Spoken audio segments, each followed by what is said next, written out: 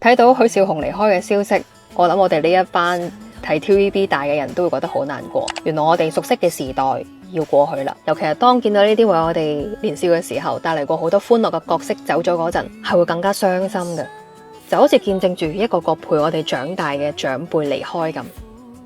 許紹雄係我小學嗰陣最中意睇嘅港產片《新紮師妹》裏邊嘅方中信。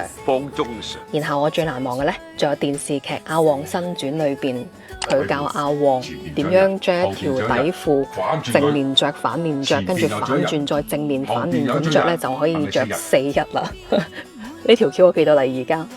咁當然最經典嘅仲有《使徒行者》裏邊嘅歡喜哥。嗰陣睇佢咧，真係又驚又中意，因為你唔知道佢究竟係咪一個反派。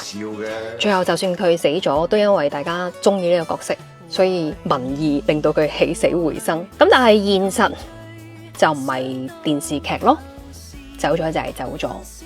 雖然我已經好耐冇睇電視啦，平時上網沖浪都仲會睇到佢有關於佢係魯迅後人嘅新聞，仲飲過佢嘅人參雞湯，仲睇到佢好活躍嘅 vlog。你以為佢一直都喺嗰度嘅？係啊，2025年仲有2個月就過去噶啦。今年都講過好多刻骨銘心嘅再見，再見大 S， 再見方大同，再見周聰，再見蔡瀾，再見許紹雄，一個個我哋呢一代人熟悉嘅符號就係咁隕落。每當變幻時，便知時光去。我哋就係喺再見同失去之中留低成長嘅痕跡嘅。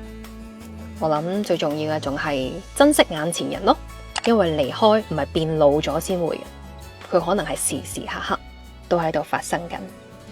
我走啦，你哋都大個仔啦，唔好再喊啦，俾人見到醜死怪。